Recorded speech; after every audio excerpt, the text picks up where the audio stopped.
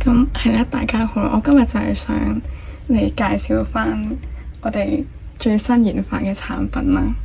講翻個背景先，咁就因為我哋發現最近係有越嚟越多嘅獨居老人出現啦，而且係喺獨居老人入邊呢，佢嘅孤獨死情況同埋佢老人家嘅自殺情況都越嚟越高啦，所以我哋就希望可以生產一件產品，就係俾啲獨居老人嘅。最主要就係希望可以解決到獨居老人嘅生理同心理健康啦。咁樣嘅，咁就允許我而家講下佢嘅外觀先啦。咁就最主要係有副眼鏡啦。咁黑色呢個就係個開關掣啦，而隔離呢度就有個藍色嘅同紅色嘅掣啦，同埋有個喇叭嘅。咁個藍色掣就係降低聲量啦，咁紅色掣咁就增加個聲量啦。咁可以見到呢度有個傳輸線連住隻手套嘅，咁就係啦，咁就戴翻上手之後，呢度就會有一個我哋產品最獨特嘅一個位，就係可以 for 你可以觸碰到虛擬東西嘅貼啦，係。咁而家就由我為大家做一個實機嘅示範啦。咁就首先戴翻個手套先嘅，係就係咁樣。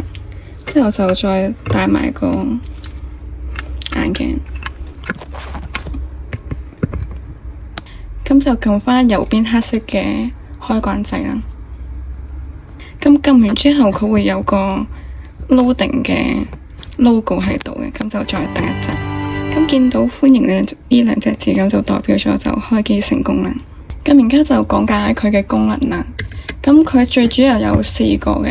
咁第一個佢就可以幫你檢測你嘅心跳同埋血壓啦。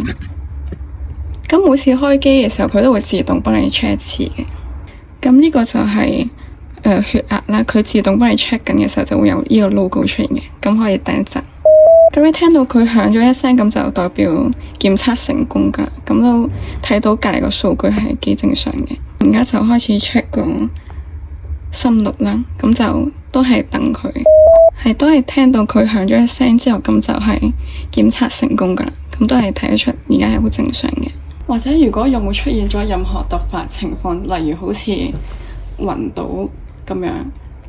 當出現個用戶，例如心跳、血壓或者暈倒等情況，咁個眼鏡佢就會自動開始檢測嘅，咁就會好似咁樣。咁而佢確實咗個情況之後，咁佢就會開始響警報啦，同時就係會自動幫手報警嘅。咁呢個功能就最主要係保障翻獨居老人嘅平時嘅生活安危啦，同埋佢嘅生活情況。咁而家就講第二個功能啦。咁呢副眼鏡就有提供埋全天候24小時嘅諮詢專線啦。你可以選擇同社工對話啦，或者就係同 AI 對話嘅。咁而家就講佢第3個功能啦。咁我哋呢副眼鏡入邊嘅 AI 呢，咁就可以透過副眼鏡嚟 check 到個用家嘅微表情啦，即係無論係嬲又好啦，或者傷心之類都好。咁我哋 AI 就會透過分析嚟，可以即時表達翻符合翻嗰陣時用家情緒嘅回應俾佢嚟作翻安慰嘅。